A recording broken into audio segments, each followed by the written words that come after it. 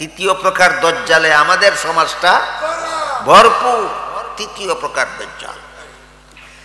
মুসলিম শরীফের হাদিসে আল্লাহ রসুল তৃতীয় প্রকার দজ্জাল কাদেরকে বলেছেন? বেদাতীদেরকে। কাদেরকে বলেছেন? বেদাতীদেরকে। বেদাতি কারে কয়? যেই কাজটা ইসলামের কাজ নয়, মন গড়া বানাইয়া এটারে ইসলামের কাজ কয়।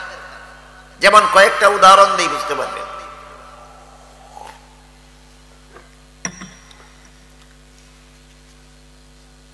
নবীর তরিকা মতো আজান শেষ করার পরে দুরূদ শরীফ পড়া ইসলামের বিধান।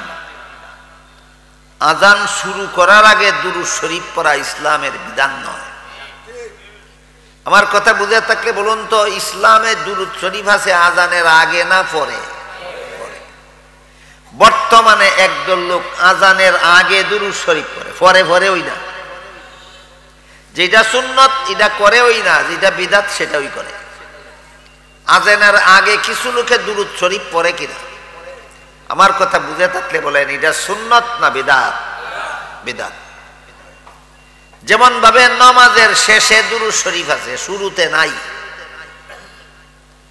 নামাজের শেষে দুরূদ শরীফ পড়া সুন্নত, নামাজের শুরুতে দুরূদ শরীফ পড়া ইসলামের বিধানে নাই।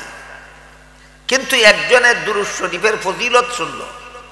হাদিস শরীফে রাসূল বলেছেন, যে ব্যক্তি আমার প্রতি একবার দুরূদ শরীফ পড়বে আল্লাহ তার প্রতি 10 বার রহমত নাযিল করবে, 10টা গুনাহ মাফ করবেন, 10টা মর্যাদা বাড়াইয়া দেবেন।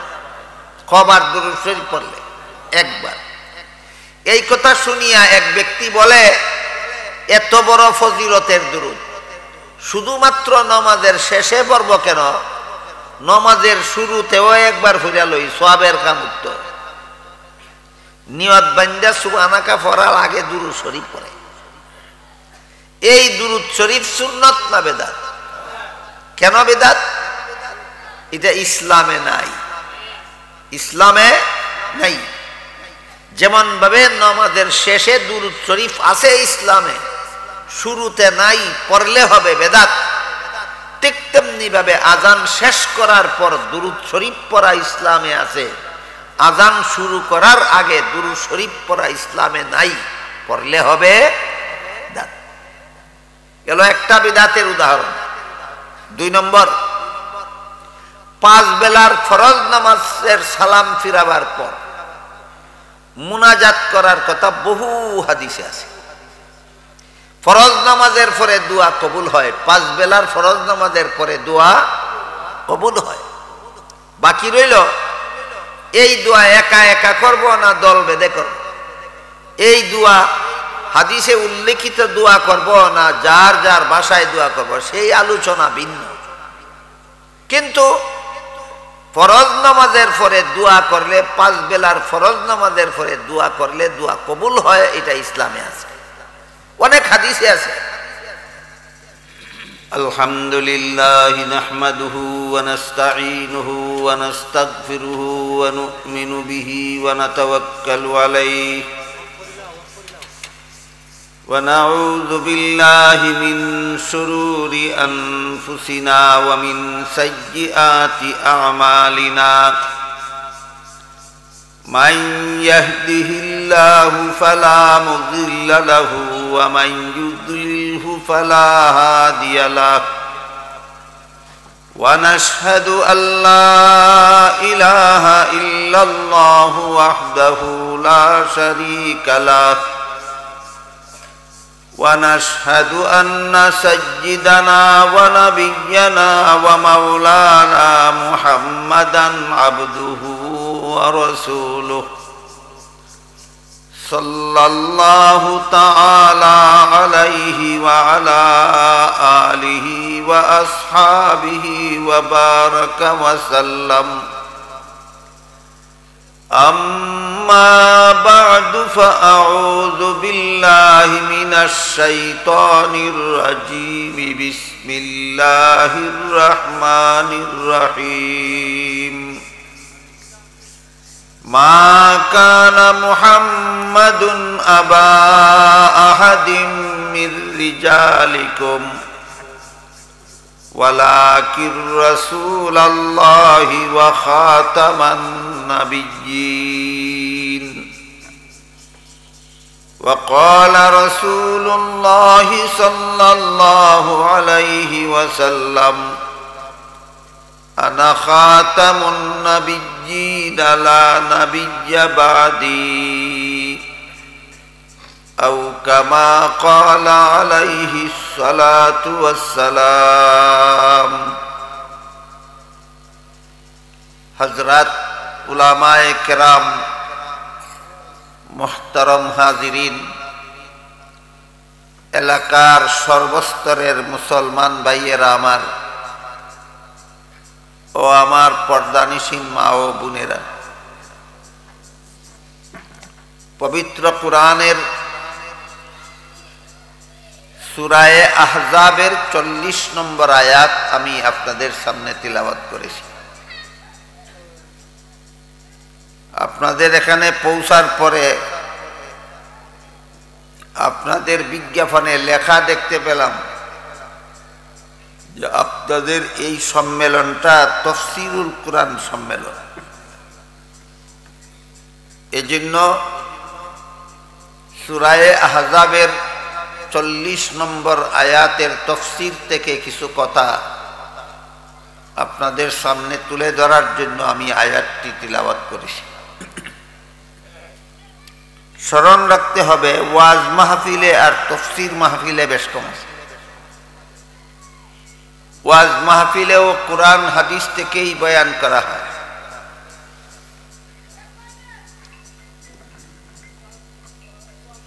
এবং তাফসীর মাহফিলেও কোরআন হাদিস থেকেই বয়ান করা হয়। কিন্তু ওয়াজের জন্য কোনো সুনির্দিষ্ট বিষয়ের দরকার হয়। যে কোনো সময় যে কোনো বিষয়ে ওয়াজ করা যায়। তবে তাফসীরের জন্য যে আয়াত তিলাওয়াত করা হবে সেই আয়াতে আল্লাহ যেই বিষয় বুঝাইছেন সেই বিষয় ব্যাখ্যা করতে হয়। যেমন ধরেন কোরআনের আয়াতে আল্লাহ বলেছেন আকিমুস সালাহ। আকিমুস সালাহ এটা হইল কোরআনের আয়াত। এর অর্থ হইল নামাজ প্রতিষ্ঠা করা। আর তার তাফসীর হল যেভাবে নামাজ পড়ার জন্য আল্লাহ হুকুম করেছেন, যেভাবে নামাজ পড়ার নিয়ম রাসূল শিক্ষা দিয়েছেন সেইভাবে নামাজ পড়া। এখানে তিনটা জিনিস পৃথক পৃথক ভাবে মনে রাখা দরকার। একটা হইল কোরআনের আয়াত, একটা হইল তার অর্থ, আর একটা হইল তার তাফসীর বা ব্যাখ্যা। আকিমুস সালাত হইল কোরআনের আয়াত, নামাজ প্রতিষ্ঠা করো আয়াতের অর্থ। আল্লাহর হুকুম মতো নবীর তরিকা মতো নামাজ পড়ো, এটা হইল আয়াতের ব্যাখ্যা বা তাফসীর। কটা জিনিস? তিনটা জিনিস। আবার বলছি, আকিমুস সালাত হইল কোরআনের আয়াত, এর অর্থ হইল নামাজ প্রতিষ্ঠা কর। কিন্তু কিভাবে নামাজ পড়লে নামাজ প্রতিষ্ঠা হয় এটা অর্থের দ্বারা বুঝে আসে না, ব্যাখ্যার দ্বারা বুঝে আসে। তাই আকিমুস সালাতের ব্যাখ্যা হইল আল্লাহর হুকুম মতো নামাজ পড়ো, নবীর তরিকা মতো নামাজ পড়ো। এই ব্যাখ্যার নামই তাফসীর। কোরআনের আয়াতের মর্ম যদি অর্থের দ্বারা বুঝে আসে না, তাহলে ব্যাখ্যার মাধ্যমে বুঝার নাম তাফসীরুল কুরআন। বুঝে থাকলে একটু দয়া করে বলেন তো, আকিমুস সালাত এটা কি? কোরআনের আয়াত। নামাজ প্রতিষ্ঠা করো এটা কি? অর্থ। আর আল্লাহর হুকুম মতো নবীর তরিকা মতো নামাজ পড়ো এটা কি? ব্যাখ্যা। এই ব্যাখ্যার নামই তাফসীর। কাজেই তাফসীর মাহফিলে যেই আয়াত তিলাওয়াত করা হবে, এই আয়াতে আল্লাহ যে বিষয় বুঝাইছেন সেই বিষয়ে আলোচনা করতে হবে, তাইলে এটা তাফসীরুল কুরআন। ধরেন আমি আকিমুস সালাত আয়াত তিলাওয়াত করলাম, আপনাদেরকে বুঝাইলাম যে রমজান মাসে কোরআন নাজিল করা হয়েছে, রমজান মাসে রোজা রাখতে হয়, সেহরির সময় খাওয়া দাওয়া করার পর সারাদিন খাওয়া দাওয়া বন্ধ রাখতে হয়, তারপরে সূর্য অস্ত গেলে পরে ইফতার করতে হয়, তারপর এশার নামাজের পর তারাবিহের নামাজ পড়তে হয়। এগুলি তো কোরআন হাদিসের কথা, কিন্তু আকিমুস সালাতের তাফসীর কি? এগুলি কি আকিমুস সালাতের তাফসীর? তাফসীর না। তাইলে ওয়াজে আর তাফসীরে কি বেশ কম? ওয়াজেও কোরআন হাদিসের এই আলোচনা হয়, কিন্তু সুনির্দিষ্ট কোনো বিষয় থাকে না। তাফসীরে যেই আয়াত তিলাওয়াত করলেন সেই আয়াতের বিষয় বুঝাইতে হবে। এক আয়াত তিলাওয়াত করে অন্য বিষয় বুঝাইলে এটা তাফসীর হবে না, ওয়াজ হইতে পারে। কাজেই ওয়াজে আর তাফসীরে যথেষ্ট পার্থক্য আছে। যেহেতু তাফসীরে যেই আয়াত তিলাওয়াত করা হয় সেই আয়াতের ব্যাখ্যা বুঝাইতে হয়, এজন্য আমি আপনাদের সামনে সূরা আহজাবের 40 নম্বর আয়াত তিলাওয়াত করেছি। এর বাইরে আলোচনা করার সুযোগ নাই আমার।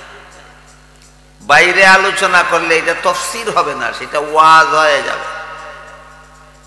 বুঝে থাকলে বলেন, সূরা আহজাবের 40 নম্বর আয়াতের মধ্যে আল্লাহ যেই বিষয় বুঝাইছেন এই বিষয় ছাড়া অন্য বিষয় বুঝাইলে কি হবে?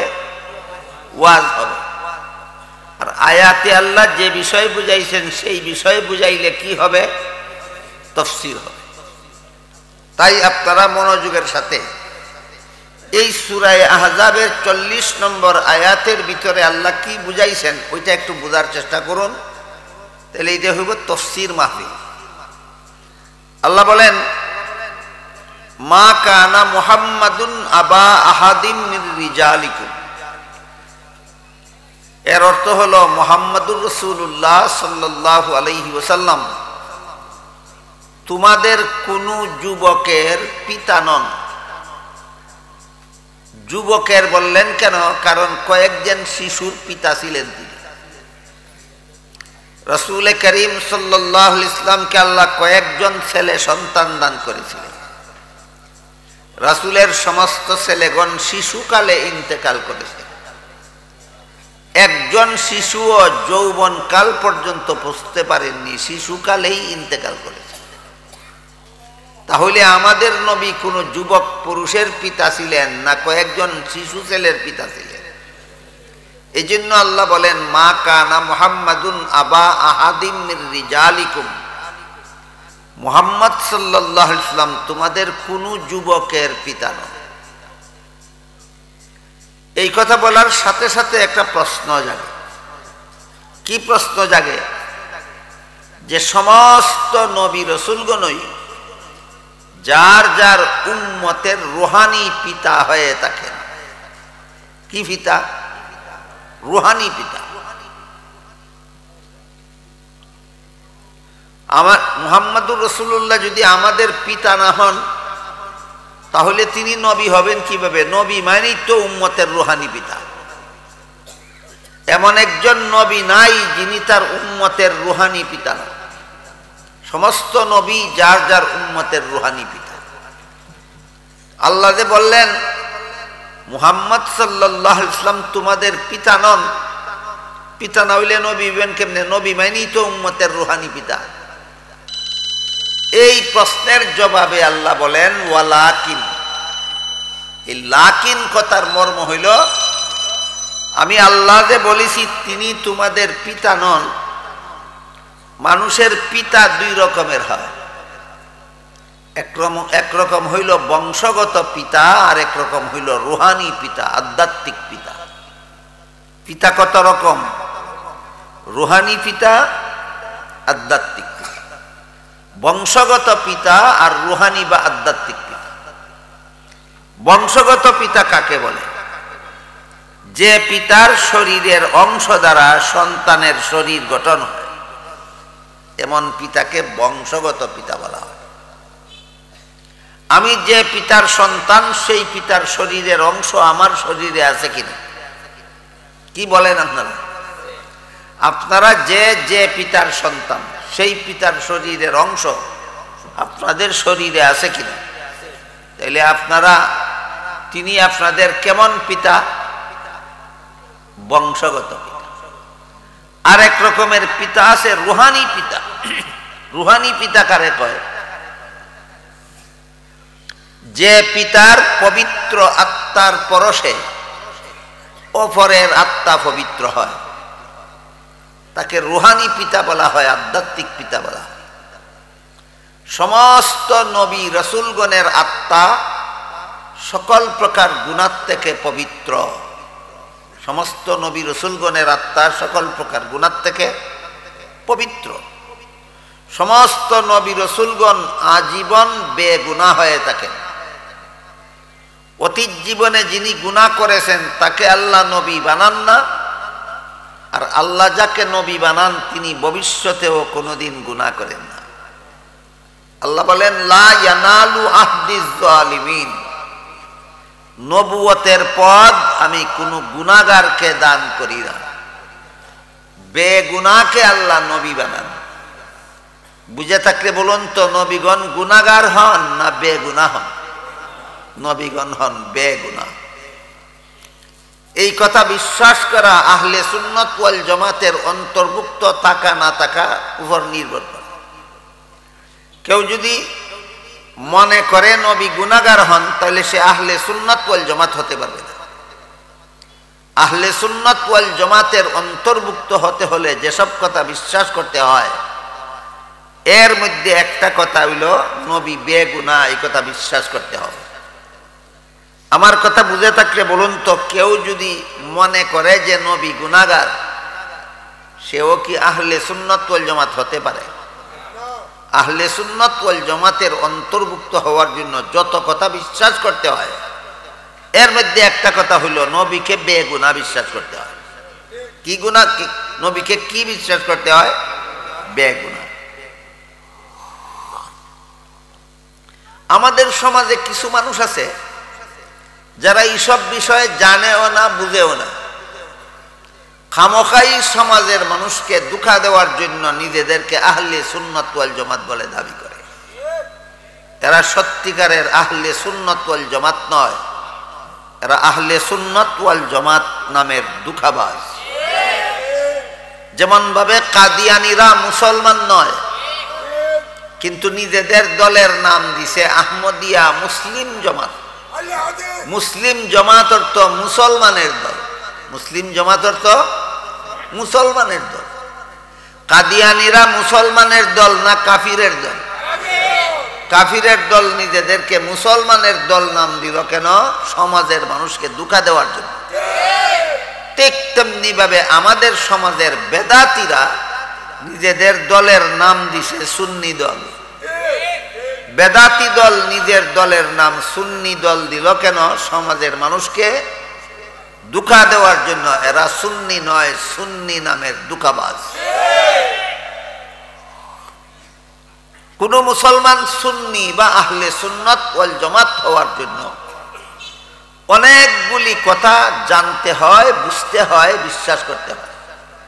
এর মধ্যে একটা কথা হইল সমস্ত নবী রসুলগণ আজীবন বেগুনাহ।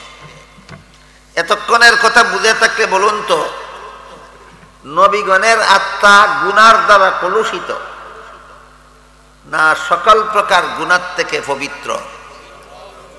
নবীগণের আত্মা সকল প্রকার গুনাহ থেকে পবিত্র। তাই নবীর পরশে যারা যায়, নবীর সংস্রবে যারা যায়, নবীর কাছে যারা যায়, নবীর কথা যারা শুনে, নবীর কথা মতো যারা চলে, তাদের আত্মাটাও শেষ পর্যন্ত পবিত্র হইয়া যায়। ঘটনা বুঝে থাকতে বলুন তো, কার পরশে কার আত্মা পবিত্র হইল? নবীর পবিত্র আত্মাওয়ালা নবীর পরশে উম্মতের আত্মা পবিত্র হইল। নবীর আত্মা পবিত্র, সকল প্রকার গুনাহ থেকে পবিত্র।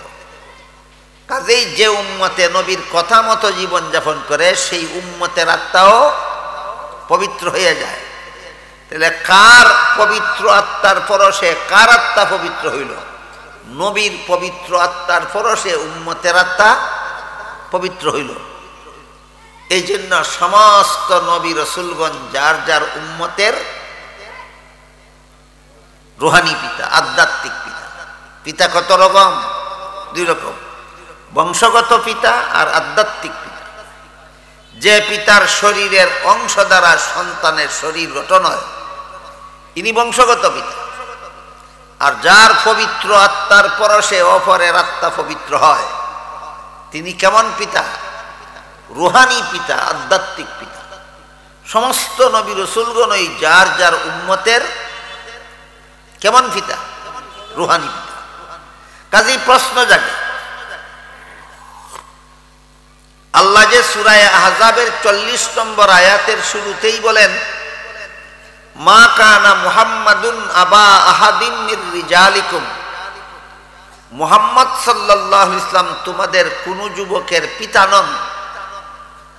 প্রশ্ন জাগে, পিতা না হইলে নবী হইবেন কেমনে? নবী মানেই তো উম্মতের রুহানি পিতা, তাহলে পিতা না হইলে নবী হইবেন কেমনে? এর জবাব দিয়ে আল্লাহ বলেন, ওয়ালাকির রাসূলুল্লাহ। এর মর্ম হলো, তিনি যদিও তোমাদের বংশগত পিতা নন, কিন্তু আল্লাহর রাসূল হওয়ার কারণে তিনি তোমাদের রুহানি পিতা। তিনি তোমাদের বংশগত পিতা নন, তিনি তোমাদের রুহানি পিতা। মনে রাখতে হবে আমাদের আয়াতের তাফসীর বুঝার জন্য, মুহাম্মদ সাল্লাল্লাহু আলাইহি ওয়াসাল্লাম আমাদের কেমন পিতা নন? বংশগত পিতা নন। কেমন পিতা হন?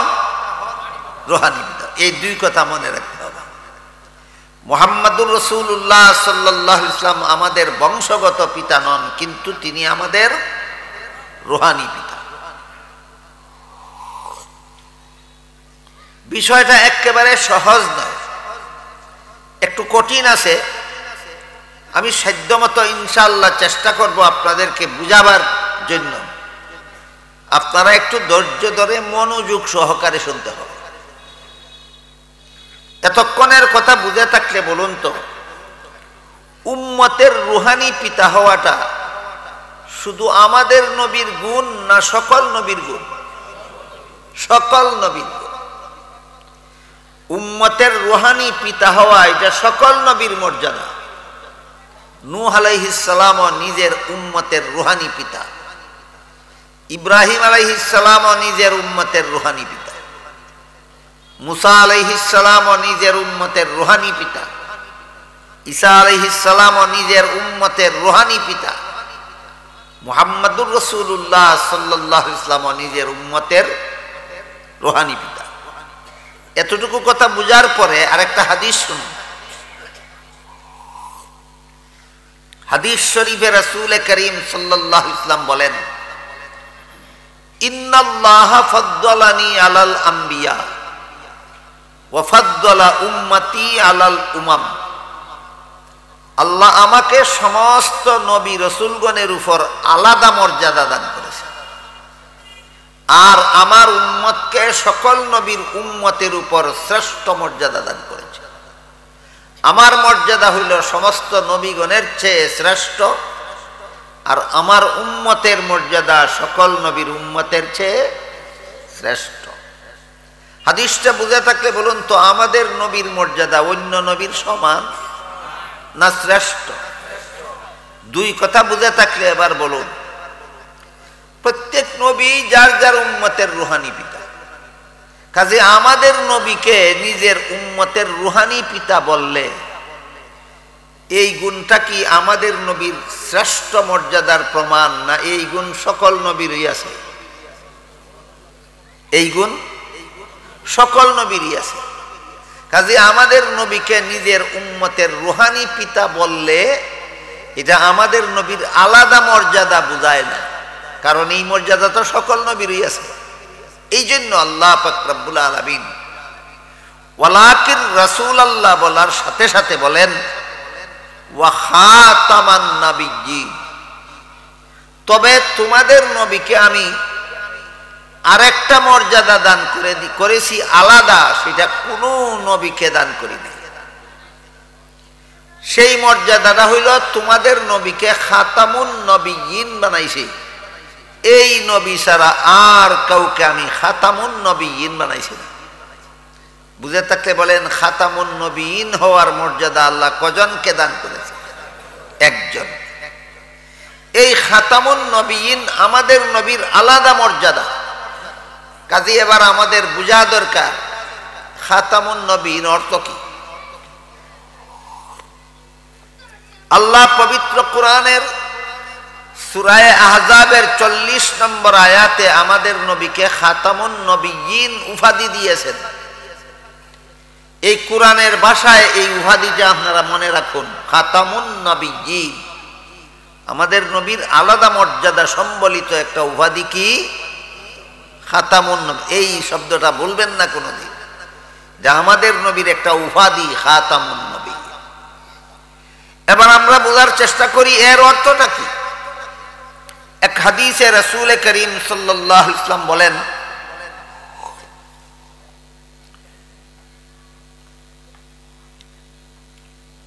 আনা খাতামুন নাবিয়্যিনা লা নাবিয়্যা বাদি।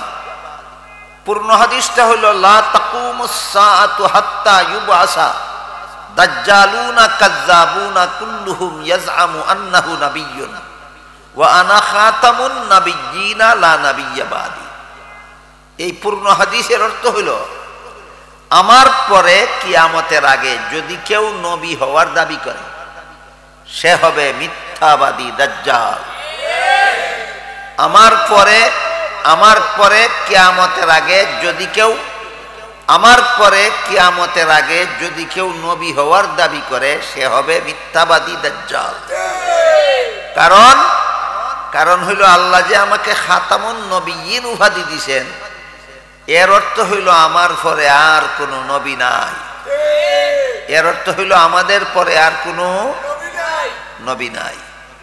কাজে আরেকজনে যদি নবী হওয়ার দাবি করে, সে আমার পরে নবী হইল, তে আমি খাতামুন নবিয়্যিন রইলাম কোথায়?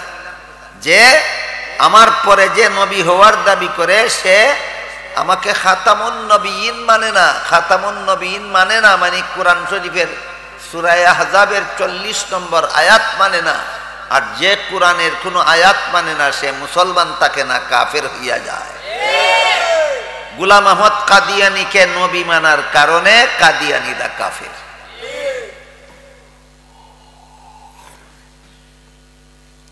আল্লাহ রাসূল বলেন, কিয়ামতের আগে, আমার পরে কিয়ামতের আগে যেই নবী হওয়ার দাবি করবে, সেই হবে মিথ্যাবাদী দাজ্জাল।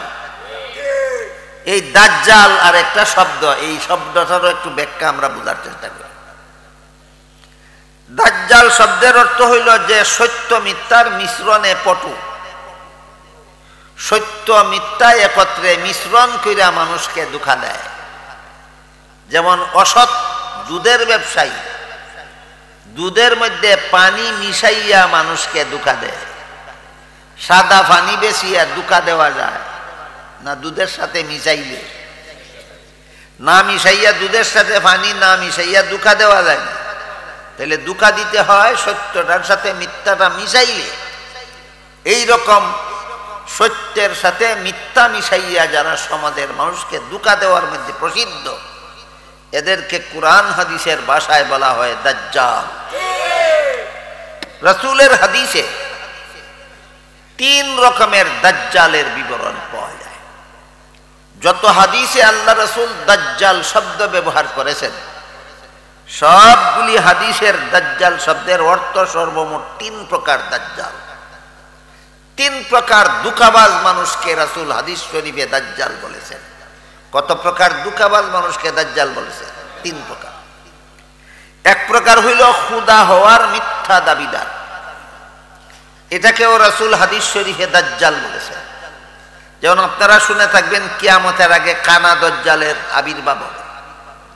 এক চক্ষু অন্ধ থাকবে, এমন এক চক্ষু নাই যার, তারই কানা কয় কানা। কানা দাজ্জাল আসবে, নিজেকে নিজে খুদা বলে দাবি করবে। সত্যই খুদা না খুদা হওয়ার মিথ্যা দাবিদার? এরকম দাবিদার হইল 1 নম্বরের দাজ্জাল। যারা খুদা হওয়ার মিথ্যা দাবি করবে এরা হইল 1 নম্বরের দাজ্জাল। আরেক রকমের দাজ্জাল হইল নবী হওয়ার মিথ্যা দাবিদার, যে আসলে নবী না কিন্তু দাবি করে আমি নবী। সে কিসের মিথ্যা দাবিদার? নবী হওয়ার মিথ্যা দাবিদার। এমন এক দাজ্জালের নাম গোলাম আহমদ কাদিয়ানী। নবী না কিন্তু দাবি করছে আমি নবী।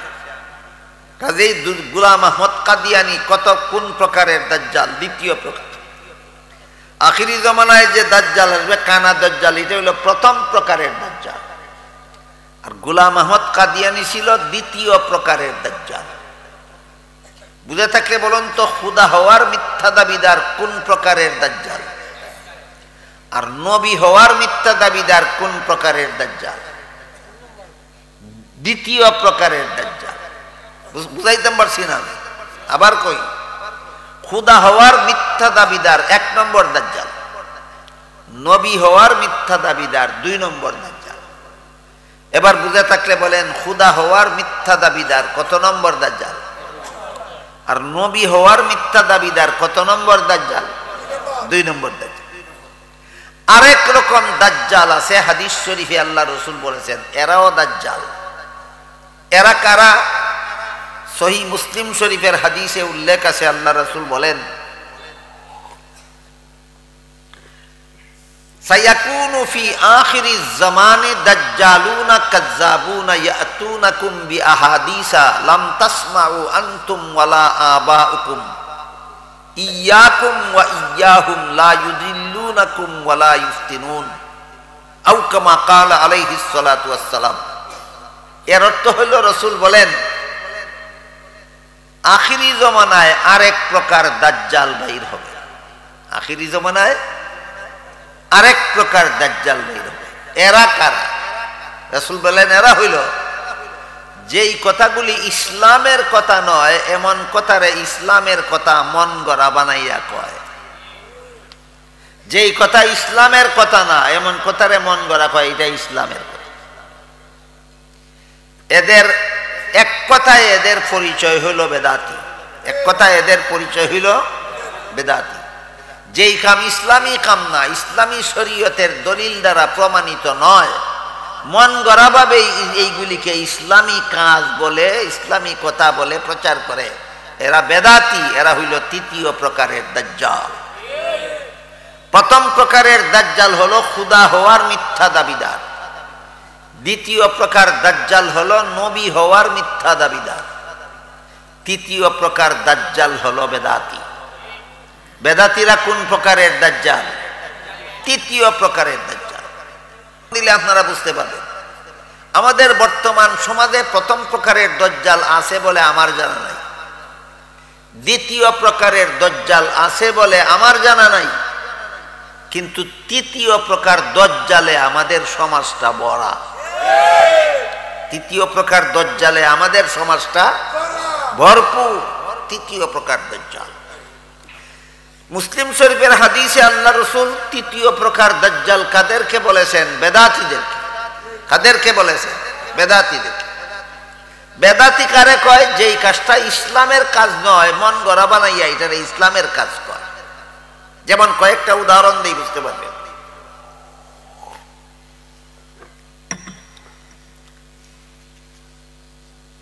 নবীর তরিকা মতো আজান শেষ করার পরে দুরূদ শরীফ পড়া ইসলামের বিধান।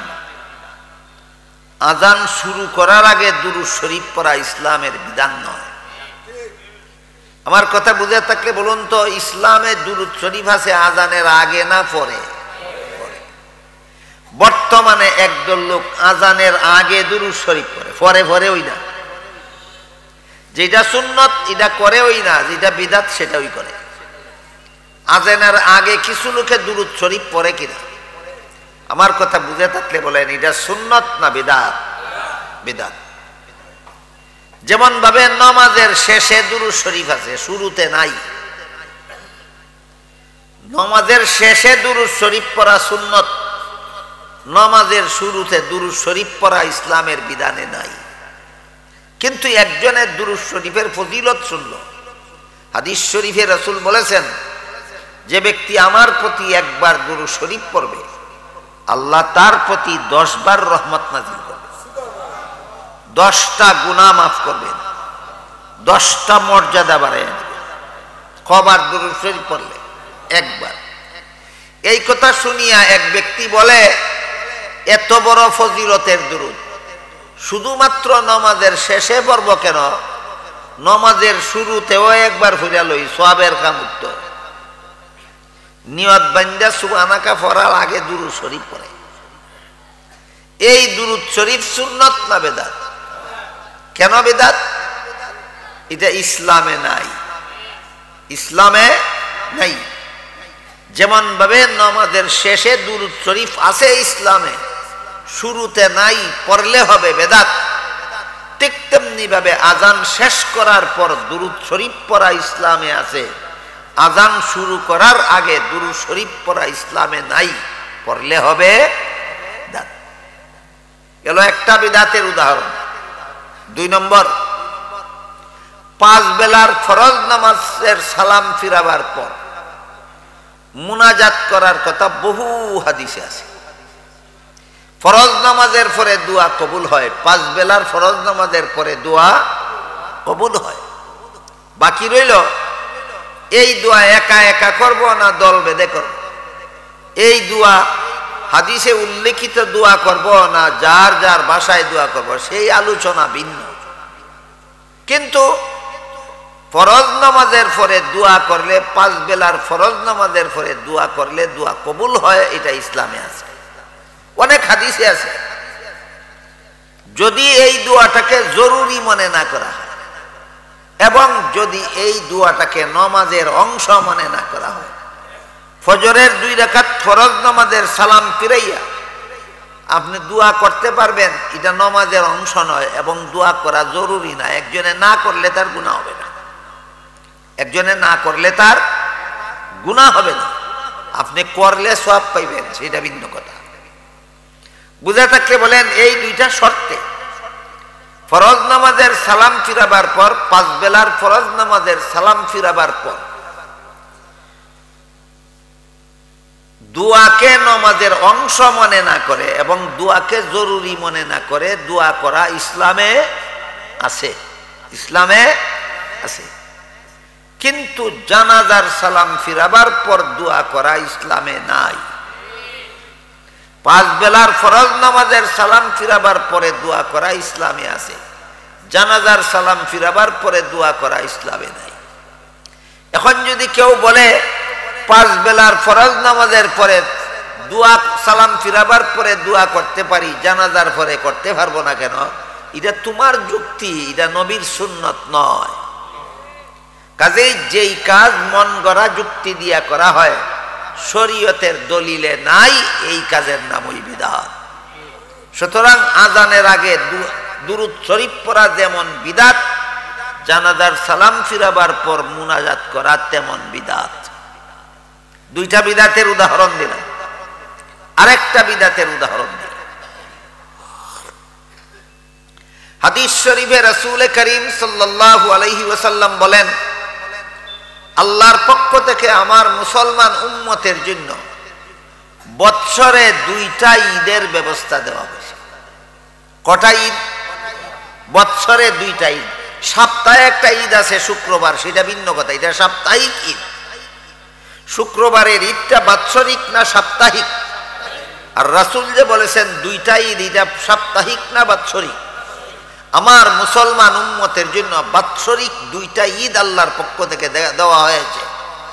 একটা ঈদের নাম ঈদুল ফিতর আর একটা ঈদের নাম ঈদুল আজহা। ঈদুল ফিতর হয় শাওয়াল মাসের 1ম তারিখে আর ঈদুল আজহা হয় জিলহজ মাসের 10 তারিখে। বলেন তো মুসলমানের বাৎসরিক ঈদ ইসলাম ধর্মের বিধান মতো কটা? 2টা। কিন্তু 1974 সালে, এই সালটা মনে রাখবেন, 1974 সালে চট্টগ্রামের বেদাতিরা পাকিস্তান থেকে একটা ভণ্ড পীরকে দাওয়াত করে এনেছিল। সেই বন্ডফিরের নাম হইল তৈয়ব শাহ। পাকিস্তানের বেদাতি পীর বন্ডপীর তৈয়ব শাহ 1974 সালে চট্টগ্রামের বেদাতিরা তারে দাওয়াত করে আনলো এক মাহফিলে। আর ওইখানে সে বলে গেছিল যে প্রতি বছর 12ই রবিউল আউয়ালে তোমরা ঈদে মিলাদুন নবী পালন করবে এবং মিছিল করবে, মিছিলের নাম দিবে জশ্নে জুলুসে ঈদে মিলাদুন নবী। এরপর থেকে বাংলাদেশে বেদাতি দলটা জশ্নে জুলুসে ঈদে মিলাদুন নবী নামে একটা মিছিল করে প্রত্যেক বছর 12ই রবিউল আউয়ালে, এবং এই রবিউল আউয়ালের 12 তারিখকে তারা সবচেয়ে বড় ঈদের দিন কয়, আর এই ঈদের নাম ঈদে মিলাদুন নবী কয়। আমি আবারও আপনাদেরকে জিজ্ঞাসা করি, আপনাদের নবী বলে গেছেন মুসলমানের বাৎসরিক ঈদ কটা? একটা ঈদুল ফিতির আর একটা ঈদে মিলাদুন নবী, না ঈদুল আজহা? 1 নম্বর ঈদুল ফিতির, 2 নম্বর ঈদুল আজহা, 3 নম্বর তো সিরিয়াল নম্বরটাই বিদাত। 3-এর সিরিয়ালটাই তো বিদাত। রসুল বলেছেন 2টা, তোমরা বানাইছো 3টা, 2-এর জায়গা 3 করা বিদাত। ঈদুল ফিতির ঈদুল আজহার পরে ঈদে মিলাদুন নবী পালন করা বিদাত। সুতরাং আজানের আগে দুরূদ শরীফ পড়া ইসলামে নাই। যারা পড়ে এরা বেদাতি। জানাজার নামাজের পরে মুনাজাত করা ইসলামে নাই। যারা করে তারা বিদাতি। 12ই রবিউল আউয়ালে ঈদে মিলাদুন নবী পালন করা ইসলামে নাই। যারা করে তারা বিদাতি। এই বিদাতিদের ব্যাপারে মুসলিম শরীফের হাদিসে রাসূল বলেছেন এরাও দাজ্জাল। বিদাতিরা 3য় প্রকারের দাজ্জাল। মুফাসসিরিনে কেরাম তাফসীরের কিতাবে লেখেন বিদাতিরা দাজ্জাল কেন? দাজ্জাল তো নবুয়তের মিথ্যা দাবিদারকে বলে, নবী হওয়ার মিথ্যা দাবিদার যে তার নাম দাজ্জাল। বেদাতিরা তো নবী দাবি করছে না, সে কেমনে দাজ্জাল হইল? প্রশ্ন বুঝলেন কিনা আপনারা? গোলাম আহমদ কাদিয়ানী নবী হওয়ার মিথ্যা দাবি করছে, এই জন্য দাজ্জাল। বেদাতিরা কেন দাজ্জাল? এই প্রশ্নের জবাবে মুফাসসিরিনে কেরাম তাফসীরের কিতাবে লেখেন নবুয়তের মিথ্যা দাবিদার গোলাম আহমদ কাদিয়ানী সে হইল ডাইরেক্ট দাজ্জাল, আর বেদাতিরা হইল ইনডাইরেক্ট দাজ্জাল। ডাইরেক্ট আর ইনডাইরেক্টের বেশ কম। অর্থাৎ গোলাম আহমদ কাদিয়ানী পরিষ্কার ভাষায় বলে আমি নবী, বিদাতিরা পরিষ্কার ভাষায় আমি নবী বলে না, তবে কাজের দ্বারা প্রমাণ করে যে এটা নবী জানেন না, আমি জানি। আজানের আগে দুরূদ শরীফ পড়লে যে সওয়াব হয়, নবী যদি জানতেন অবশ্যই আমাদেরকে বলতেন। নবী জানেন না, এই জন্য তিনি বলেননি, আমরা জানি এই জন্য করি। নবী দাবি করলো না নবীর থেকে আরো বড় হওয়া দাবি করলো? জানাজার নামাজ পড়ে মুনাজাত করলে যে সওয়াব হয়, এটা নবী জানেন না, এই জন্য নবী কোনোদিন এই মুনাজাত করছেন না। আমি জানি সওয়াব দেওয়া, এই জন্য আমি করি। বলেন ভাষার দ্বারা নবী দাবি করছে না কাজের দ্বারা নবী দাবি করছে? ইনডাইরেক্ট দাজ্জাল। ঠিক তেমনি ভাবে 12ই রবিউল আউয়ালে ঈদে মিলাদুন নবী পালন করণ যে একটা ইসলামের কাজ, এটা নবীর জানা নাই, এই জন্য নবী বলেন না, আমার জানা আছে এই জন্য আমি করি। এই জন্য মুফাসসিরিনে কেরাম তাফসীরের কিতাবে লিখেছেন বেদাতিরা নবীর দরবারের জঘন্যতম বেয়াদব। বেদাতিরা নবীর দরবারের জঘন্যতম বেয়াদব। এরা আমি নবী কয় না, এরা বুঝাইতে চায় যে নবীর থেকে আমি বেশি জানি। আমি নবী কয় না, নবীর থেকে বেশি জানি বুঝাইতে চায়, নবীর থেকে বেশি জানে বুঝাইতে চায়। কাজেই 2য় প্রকারের দাজ্জাল থেকে 3য় প্রকার দাজ্জাল জঘন্যতম দাজ্জাল। এবার বুঝে থাকলে বলুন দাজ্জাল কত প্রকার? 3 প্রকার। খুদা হওয়ার মিথ্যা দাবিদার দাজ্জাল, উদাহরণ হইল কানা দাজ্জাল। নবী হওয়ার মিথ্যা দাবিদার দাজ্জাল, উদাহরণ হইল গোলাম আহমদ কাদিয়ানী। আর কাজে কর্মে নবী হওয়ার মিথ্যা দাবিদার, এর উদাহরণ হইল বিদাতি। এরা বিদাতি হইল তৃতীয় প্রকারের দাজ্জাল। তিরমিজি শরীফের বর্ণিত হাদিসে রাসূল করিম সাল্লাল্লাহু আলাইহি ওয়াসাল্লাম দ্বিতীয় প্রকার দাজ্জালের বিবরণ দিয়া বলেন, লা তাকুমুস সাআতু হাত্তা ইউবআসা দাজ্জালুনা কাজ্জাবুনা কুল্লুহুম ইয়াজআমু আন্নাহু নাবিয়্যুন ওয়া আনা খাতামুন নাবিয়্যিনা লা নাবিয়্যা বাদি। আমার পরে কিয়ামতের আগে যেই নবী হওয়ার দাবি করবে সেই হবে মিথ্যাবাদী দাজ্জাল। কারণ আল্লাহ যে আমাকে খাতামুন নবিয়্যিন উপাধি দিয়েছেন, মনে বলেছিলাম এই কথাটা মনে রাখুন, কি উপাধি দিয়েছেন? খাতামুন নবিয়্যিন। আল্লাহ সূরা আহজাবের 40 নম্বর আয়াতে বলেছেন, ওয়ালাকিন রাসূলুল্লাহি ওয়া খাতামান নবিয়্যিন। এই যে খাতামুন নবিয়্যিন উপাধি দিয়েছেন আল্লাহ আমাকে, রাসূল বলেন এর অর্থ হইল আমার পরে আর কোন নবী নাই। ওয়া আনা খাতামুন নাবিয়্যিনা লা নাবিয়্যা বাদি, আমার পরে আর কোন নবী নাই। মর্মার্থ হলো আমি শেষ নবী, শব্দার্থ হলো আমার পরে আর কোন নবী নাই, মর্মার্থ হলো আমি শেষ নবী। একটা চিকন কথা, চিকন কথা, কথার কথা মানুষে কয়নি, চিকন কথা কয়নি। একটা সূক্ষ্ম কথা আছে, কি? রাসূল আমার পরে কোন নবী দুনিয়াতে আসবেন না বলেন, বলেছেন আমার পরে কেউ নবী হবে না। কোন নবী আসবেন না বলেছেন না কেউ নবী হবে না বলেছেন? হ্যাঁ, কেউ নবী হবে না বলেছেন। কেন? সহিহ বুখারী শরীফের হাদিসে উল্লেখ আছে, রাসূল করিম সাল্লাল্লাহু আলাইহি ওয়াসাল্লাম বলে গেছেন, হযরত ঈসা আলাইহিস সালাম কিয়ামতের আগে দুনিয়াতে আসবেন। আল্লাহ কোরআনেও বলেছেন ঈসা নবীকে দুনিয়াতে আবার পাঠানো হবে। এখন যদি এই নবী একবার বলেন ঈসা নবী আসবেন, আবার কি বলতে পারেন কোন নবী আসবেন না?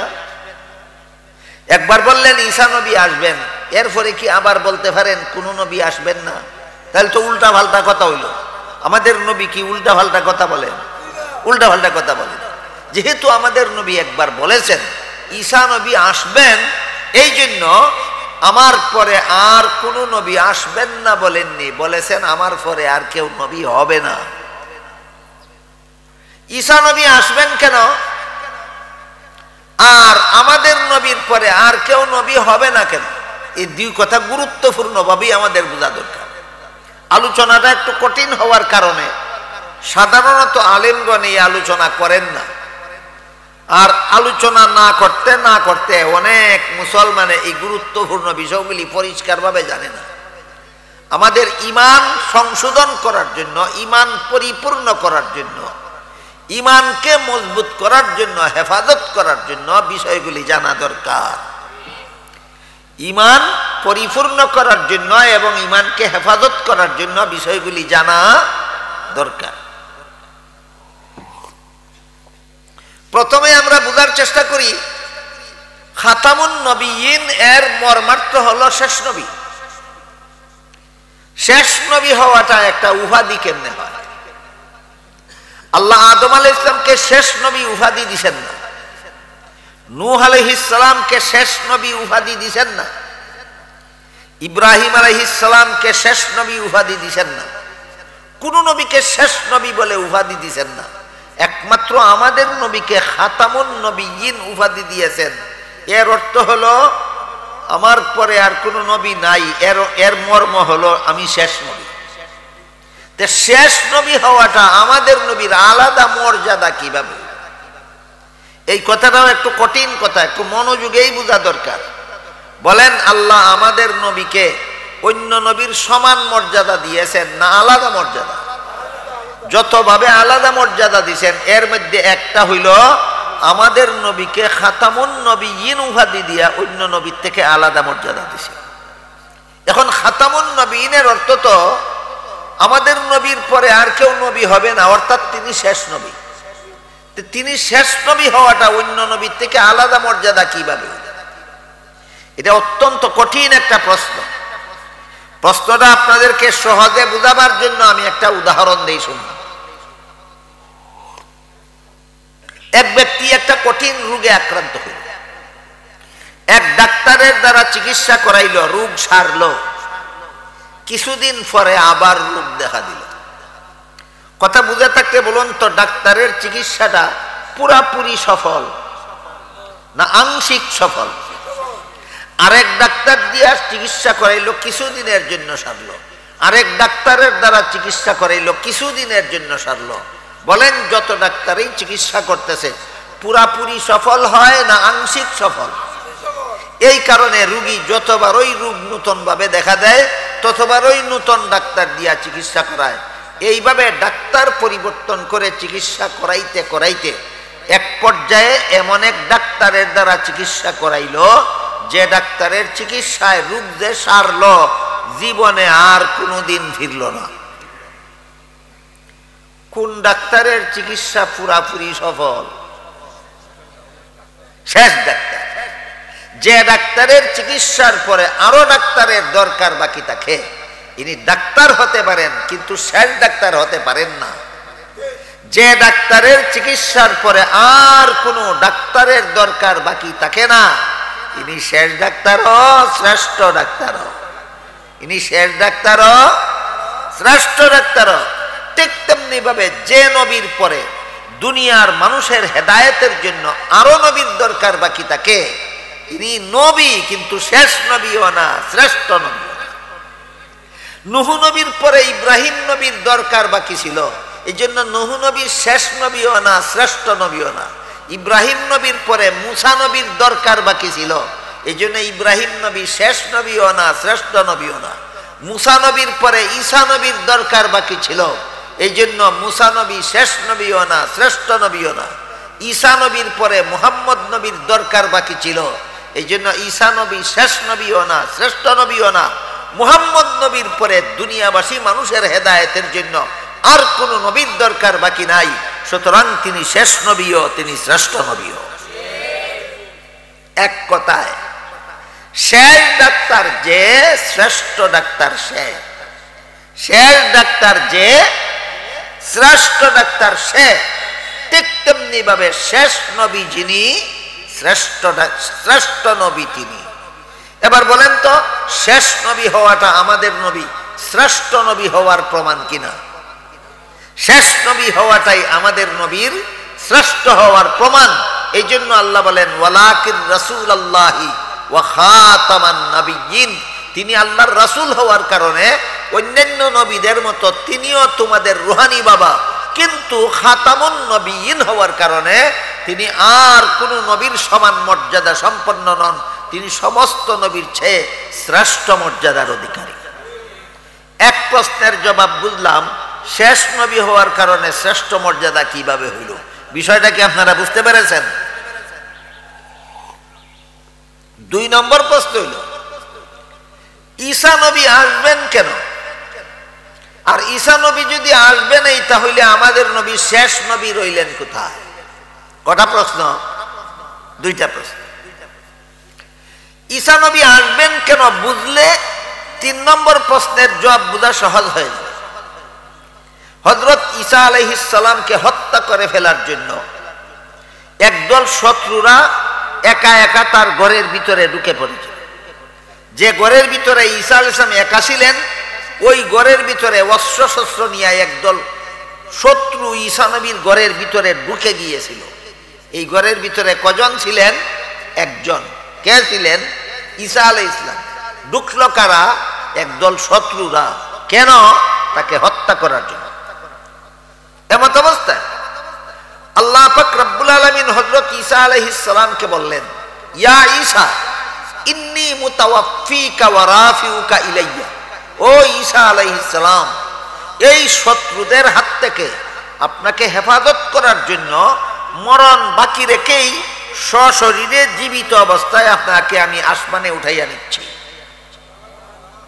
এই কথা বলে ঈসা আলাইহিস সালামকে আল্লাহ আসমানে উঠাইয়া নিলেন। মরণ বাকি রয়েছে, সশরীরে জীবিত অবস্থায় শত্রুদের হাত থেকে হেফাজত করার জন্য আল্লাহ ঈসা নবীকে জীবিত অবস্থায় আসমানে উঠাইয়া নিয়েছেন। বলেন কোনো কাজ বাকি রয়েছে কি? তার দুনিয়াতে কোনো কাজ বাকি আছে? কি কাজ? মরণ। এই বাকি ঘটনা শোনার আগে এখানে আরেকটা মাসালা এসে পড়ে নবীর মরণ প্রসঙ্গে। হাদিস শরীফে রাসূল করিম সাল্লাল্লাহু আলাইহি ওয়াসাল্লাম বলেছেন, আল আম্বিয়াউ আহইয়াউন ফি কুবুরিহিম ইউসাল্লুন। নবী রাসূলগণকে দাফন করা মাত্রই আল্লাহ তাদেরকে জীবিত করে দেন এবং প্রত্যেক নবী দাফনের পরে কিয়ামত পর্যন্ত রওজা শরীফের ভিতরে জীবিত অবস্থায় থাকেন।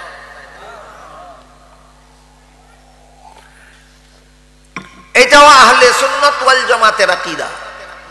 দাফনের পর থেকে নবী জিন্দা, সকল নবী দাফনের পর থেকে জিন্দা, দাফনের পর থেকে জিন্দা। যদি বিশ্বাস করেন তাহলে আপনি আহলে সুন্নাত ওয়াল জামাত হতে পারেন। আর যদি দাফনের পরে নবী জিন্দা বিশ্বাস করেন না, আপনি আহলে সুন্নাত ওয়াল জামাত হতে পারেন না।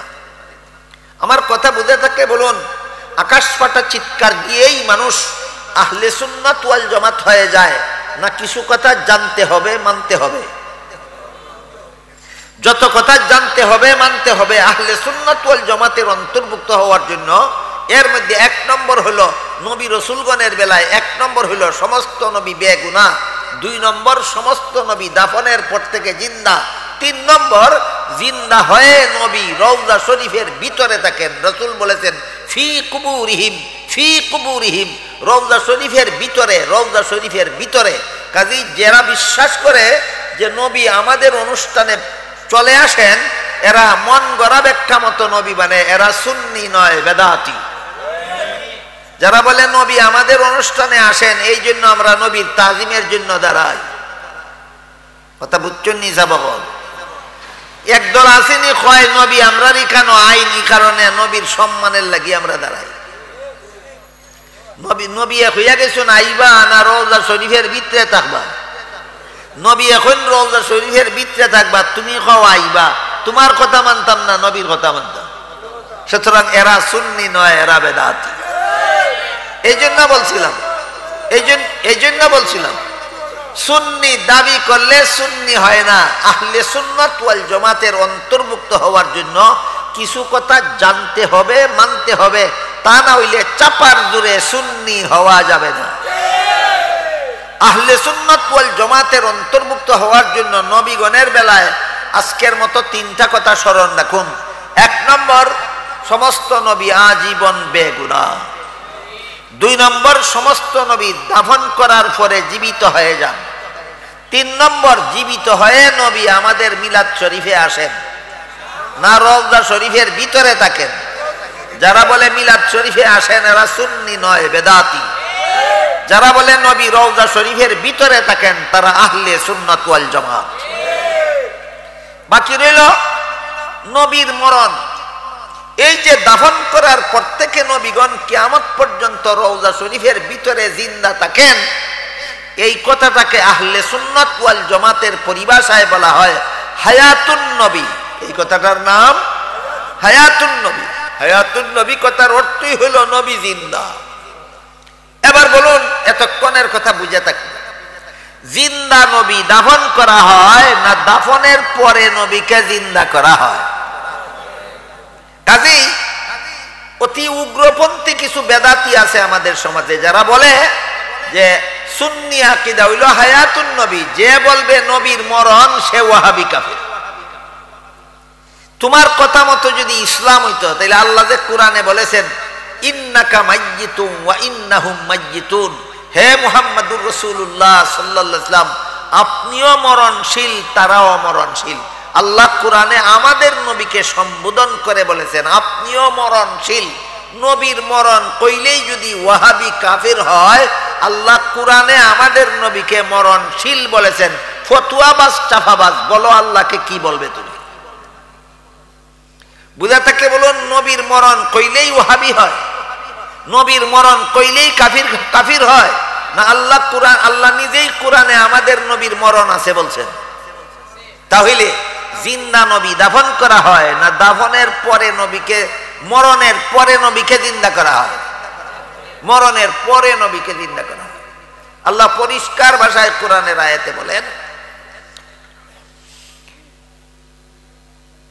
কুল্লু নাফসিন যায়িকাতুল মাউত, সমস্ত প্রাণীর মরণ আছে। আমাদের নবীর প্রাণ ছিল কি? যাদের প্রাণ আছে তাদের সকলেরই মরণ আছে। এমনকি আমাদের নবীকে সম্বোধন করে বলেন আপনারও মরণ আছে। সুতরাং নবীর মরণ কথাটাই দূষণীয় নয়, দাফনের পরে নবীকে মুর্দা বলা দূষণীয়। দুইটা কথার পার্থক্য কি আমি আপনাদেরকে বুঝাইতে পারলাম? নবীর মরণ কথাটা দূষণীয় নয়, আল্লাহ কোরআনে নিজেই নবীর মরণ আছে বলছেন। তবে দাফনের পরে নবী মরা থাকেন না, সমস্ত নবীগণ দাফন করার পর থেকেই জীবিত। কথা বুঝলেন কিনা? এবার আসেন মূল কথার দিকে যাই। হযরত ঈসা আলাইহিস সালাম একা একা যেই ঘরের ভিতরে ছিলেন, ওই ঘরের ভিতরে একদল শত্রু অস্ত্র নিয়ে প্রবেশ করলো ওনাকে হত্যা করে ফেলার জন্য। আল্লাহ সশরীরে জিন্দা অবস্থায় উঠাইয়া নিলেন আর বলে দিলেন, যেহেতু আপনার মরণ বাকি রইল, এই জন্য ভবিষ্যতে দুনিয়াতে আপনাকে পাঠাবো আপনার মরণের কাজটা সমাধা করার জন্য। বুঝলেন কিনা? এখন ঈসা নবী আসবেন কেন? ঈসা নবী আসবেন কেন? দুনিয়ার মানুষের হেদায়েতের জন্য না নিজের দরকারে? দুনিয়ার মানুষ কিয়ামত পর্যন্ত একদল মানুষ হেদায়েতের উপর অটল থাকার জন্য আমাদের নবী যথেষ্ট। আমাদের নবীর আবির্ভাবের পর থেকে কিয়ামতের আগে কখনো দুনিয়াবাসী একসাথে বেঈমান হবে না।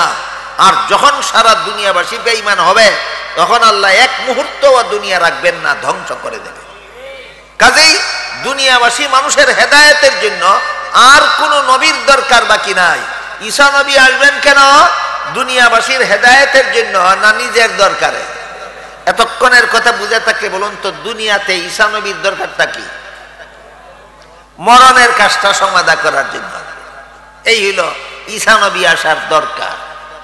এখন হইল ৩ নম্বর প্রশ্ন, ঈসা নবী যদি আসবেন ওই, এতক্ষণে কি বুঝলেন আপনারা? ঈসা নবী আসবেন ওই কিনা? আল্লাহ কোরআনেও বলেছেন ঈসা নবী আসবেন, নবী হাদিসেও বলেছেন ঈসা নবী আসবেন। সন্দেহ আছে? কোরআনের কথায় সন্দেহ আছে, হাদিসের কথায় সন্দেহ আছে। আল্লাহ কোরআনে বলেছেন ঈসা নবী আসবেন, রসুল হাদিসে বলেছেন ঈসা নবী আসবেন। তাইলে ঈসা নবী যদি আসবেন ওই, তাহলে আমাদের নবী শেষ নবী রইলেন কিভাবে?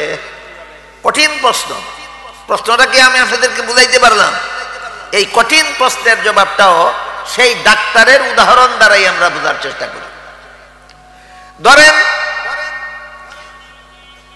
বলা হয় সমস্ত নবী রসুলগণের সংখ্যা 2,24,000। এটা একটা আন্দাজে আনুমানিক কথা, এটা সঠিক নাও হইতে পারে। আমরা অন্য একটা কথা বোঝার জন্য আপাতত ধরে নিলাম সমস্ত নবী রসুলগণের সংখ্যা 2,24,000। এর মধ্যে থেকে একজন রে বাদ দিলে কত থাকে? 2,23,999। 2,23,999 জন ডাক্তারে একজন রুগীর চিকিৎসা করল। একজন ডাক্তার যদি রুগীর বাড়িতে আসে রুগীর চিকিৎসার জন্য নয়, নিজের দরকারে, তাইলে কি শেষ ডাক্তার থাকে না? ঠিক তেমনি ভাবে 2,23,999 জন নবী দুনিয়ার থেকে বিদায় হইয়া গেছেন। শেষ নবী মুহাম্মদুর রাসূলুল্লাহ কিয়ামত পর্যন্ত দুনিয়াবাসীর হাতে হেদায়েত রেখে চলে গেছেন। এখন যদি পূর্ববর্তী একজন নবী এই দুনিয়াতে আসেন আমাদের হেদায়েতের জন্য নয়, তার নিজের কোনো দরকারে, তাইলে কি শেষ নবী থাকেন না? তাহলে ঈসা নবী 100 বারও যদি দুনিয়াতে আসেন, তবু আমাদের নবী শেষ নবী হই থাকেন। আমি কি বিষয়টা আপনাদেরকে বুঝাইতে পারলাম? তাই আল্লাহ পাক রব্বুল আলামিন বলেন, মা কানা মুহাম্মাদুন আবা আহাদিম মির রিজালিকুম ওয়ালাকিন রাসূলুল্লাহি ওয়া খাতামান নাবিয়্যিন। মুহাম্মদ সাল্লাল্লাহু আলাইহি ওয়াসাল্লাম তোমাদের কোন যুবকের পিতা নন, বরং তিনি তোমাদের রূহানি পিতা, আল্লাহর রাসূল। তবে অন্য নবী রাসূলের মতো শুধুমাত্র তিনি তোমাদের রূহানি পিতা নন, তাকে আমি আলাদা একটা মর্যাদা দান করেছি, সেটা হলো খাতামুন নাবিয়্যিন। আমি খাতামুন নবীন কথাটা আপনাদেরকে এতক্ষণ বুঝাবার চেষ্টা করেছি, কিছুটা কি বুঝাইতে পারছি? বলেন, খাতামুন নবীন অর্থ যার পরে দুনিয়াতে আর কোনো নবী আসবেন না, না যার পরে আর কেউ নবী হবে না? হ্যাঁ, যার পরে আর কোনো নবী আসবেন না, না একজন নবী আসবেন আমাদের দরকারে নয়, তার নিজের দরকারে। আর উনার পরে আমাদের দরকারে কেউ নবী হবে না, এই জন্য তিনি শেষ নবী। আল্লাহ আমাদের নবীকে এই জন্য খাতামুন নবীন উপাধি দিয়েছেন। এই খাতামুন নবীন হলো আমাদের নবীর অন্যান্য সকল নবীর উপর যত শ্রেষ্ঠ মর্যাদা আছে এর একটা শ্রেষ্ঠ মর্যাদা হলো খাতামুন নবীন। তাই হাদিস শরীফে রাসূল বলেন, ইন্নাল্লাহা ফাদ্দালানি আলাল আম্বিয়া ওয়া ফাদ্দালা উম্মতি আলাল উমাম। আল্লাহ আমাকে সমস্ত নবী রাসূলগণের উপর শ্রেষ্ঠ মর্যাদা দান করেছেন, আর আমার উম্মতকে সকল নবীর উম্মতের উপর শ্রেষ্ঠ মর্যাদা দান করেছেন। হাসরের মাঠে অন্য নবীর উম্মতের আগে এই নবীর উম্মতের হিসাব নিকাশ আল্লাহ সমাধা করে দিবেন। কোন কারণে? শ্রেষ্ঠ নবীর শ্রেষ্ঠ উম্মত হওয়ার কারণে। পুল সিরাত পার হওয়ার সময় অন্য নবীর উম্মত পার হওয়ার আগে মুহাম্মদুর রাসূলুল্লাহর উম্মতকে আল্লাহ পুল সিরাত পার করে দেবেন। কোন কারণে? শ্রেষ্ঠ নবীর উম্মত হওয়ার কারণে। জান্নাতে প্রবেশ করার সময় হাদিস শরীফে রাসূল বলেন, আমি মুহাম্মদুর রাসূলুল্লাহ যতক্ষণ পর্যন্ত জান্নাতে প্রবেশ করব না ততক্ষণ পর্যন্ত কোন নবী রাসূলকে আল্লাহ জান্নাতে প্রবেশ করতে দেবেন না। আর যতক্ষণ পর্যন্ত আমার উম্মত জান্নাতে প্রবেশ করবে না ততক্ষণ পর্যন্ত কোন নবী রাসূলকে আল্লাহ কোন নবীর উম্মতকে আল্লাহ জান্নাতে প্রবেশ করতে দেবেন না। সুতরাং হিসাব নিকাশের বেলায়ও আমাদের নবীর উম্মতের হিসাব নিকাশ হবে সকলের আগে। পুল সিরাত পার হওয়ার বেলায়ও আমাদের নবীর উম্মতের পুল সিরাত পার হয়ে যাবে সকলের আগে। জান্নাতে প্রবেশের সময়ও আমাদের নবী জান্নাতে প্রবেশ করবে সকল নবীর উম্মতের আগে। কেন? আমরা শ্রেষ্ঠ নবীর উম্মত হওয়ার কারণে। বুঝা থাকলে বলুন তো, আল্লাহ আমাদেরকে শ্রেষ্ঠ নবীর উম্মত বানাইয়া অনেকগুলি মর্যাদা দিয়েছেন কিনা? তাই হাদিস শরীফে রাসূল বলেন, আমাকে আল্লাহ সকল নবীর উপর শ্রেষ্ঠ মর্যাদা দান করেছেন, আর আমার উম্মতকে সকল নবীর উম্মতের উপর শ্রেষ্ঠ মর্যাদা দান করেছেন। আল্লাহ আপনাদের আমাদেরকে বিষয়টা অনুধাবন করার এবং এর আলোকে আমাদের ঈমান মজবুত করার, আমাদের ঈমান হেফাজত করার তৌফিক দান করুন। সবাই বলুন আমিন। সুবহান রাব্বিকা রাব্বিল ইজ্জাতি আম্মা ইয়াসিফুন ওয়া সালামুন আলাল মুরসালিন ওয়ালহামদুলিল্লাহি রাব্বিল আলামিন।